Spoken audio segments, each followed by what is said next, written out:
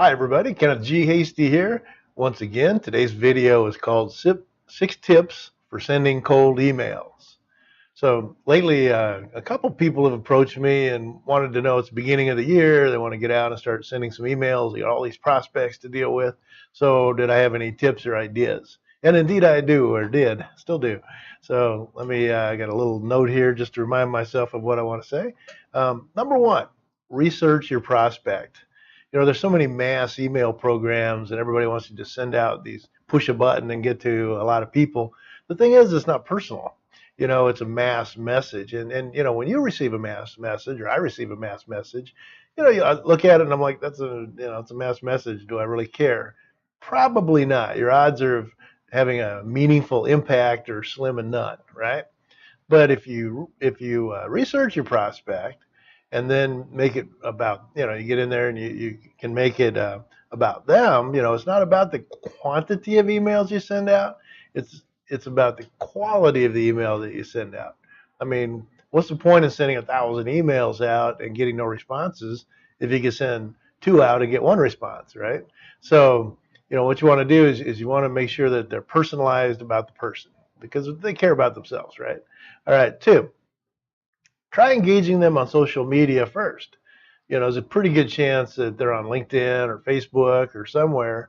I find LinkedIn to be a good place for this because, you can see if somebody posts something and then you can put a like on it, or even better, make a comment and put their name, use the at symbol, like at, and then start typing their name in. You'll see a list of names that come up. You find theirs, click, and that way they'll be sure to get it, and it'll post on, it'll be a lot more powerful. So, do that and then make a comment, hey, great, great point, or well stated, or something like that, right? At least put a like on it. And they'll say, well, who is this person? They might even look you up, might start researching you first, right? Um, then you can also put congratulations, like if they have a birthday or something like that, even on Facebook, hey, congrats on your birthday, whatever. But if you engage with them socially first, they're more likely to view you as a person that they want to do business with rather than this name coming across blankly on an email, right? Okay. Um, make your message personal and relevant. It's number three, personal and relevant. So, if you can find something out about them, then say something about it. Make this like a personal conversation before you start talking about the business. Just like in a sales call, do a little warm up. Say, hey, I saw your whatever it was, or hey, I understand you, da da da, whatever it is. But take the time and learn something about them first. So they see it and they go, oh, wow, this person knows a little about me, and they cared enough to, whatever, they start feeling a bond with you, hopefully, right? Okay, number four, make it about them. Too many emails start off with, I'd like to, I'd like to. I talked with a person I mentor this morning, and she read me her email she was about to send. I said, the thing is, you have I'd like, and what happens, they don't care about you. They don't know you. They could care less about what you think and what you do. You've heard me do videos before where the waiter comes up and goes, well, I like the, whatever the food is. I go, well, then you order it, you order it for me or what? So, I don't really care what they like. The same kind of thing when somebody sends you an email, says, I, and try taking I out of it when you send an email. It's difficult. Like I always, a lot of times I'll start off, well, I hope you had a great, weekend or whatever. So now I just put hope you had a great weekend or whatever. I take the word I out of it as much as possible, and I really try to avoid I'd like to, because they don't care what I'd like to, right?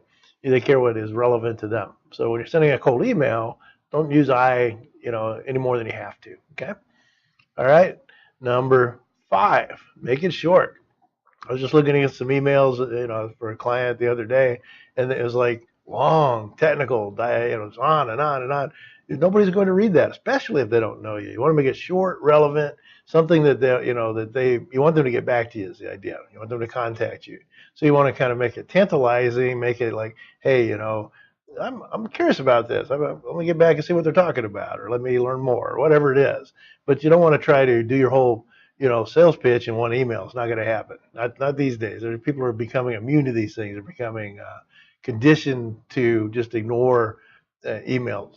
They're, especially because most times now people are looking on a mobile device, 60% or more of the time.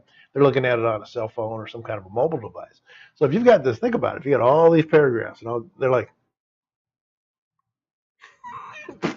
gone. Or if you got short, sweet, let's talk, they're much more likely to respond to you. My thoughts, okay? And last but not least is follow these emails up. There's a pretty good chance somebody looks at an email when they're busy. They're looking at a lot of other emails, and they kind of back burner it, or yeah, maybe I'll get back to that person or whatever. So come back again, send another email. Say, hey, hope you had a chance to see my email. Da da da. I sent you the other day. Whatever you say on it, right? And it's also a good way to then maybe make a phone call or stop by, send a letter or whatever. Just say, hey, I've been in correspondence with you about this, da da da da da. I like the word correspondence because it implies that you've had a mutual communication. And they're like, oh, we've been corresponding, and it makes them think about you. It doesn't just say, hey, I emailed you. And see, right? So if you say, we've been corresponding about this, even though it's a bit one-sided, right? So think about that. And also, if you're following up and you have lots and lots of emails to follow up, consider sales automation. There's a number of good sales automation tools out there. I'm certified in sales automation if you want to have a conversation about that. But consider automating your personalized emails. And not your first ones, but the ones that once you've had communication with them and you want to become a resource, you want to start sending them things, but that's a topic for another video. Anyway, so basically that's it. The 6 tips are: research your prospect and make it, don't just mass email. Engage them on social media if you can first before the email, so they recognize you when the email comes in. In fact, you could even say, hey, I saw you on LinkedIn. I was thinking about it. We could probably do some business, whatever it is, right? Number 2, make it personal. No, excuse me. Number 3, make it personal and relevant. Don't just go in there and start trying to do a sales pitch. Go in there and just hey, talk to them as a person, make it relevant, do your warm up conversation, and then they're going to be more likely to pay attention to it. Number 4, make it about them. If you go in me, I'd like, they're going to be like next, because what do they care about? Themselves, right? Okay. So number 5, make it short, sweet, out. That's 2018 emails, and people aren't going to read these long emails on their phones anymore. Okay. And then follow up. It's always really important.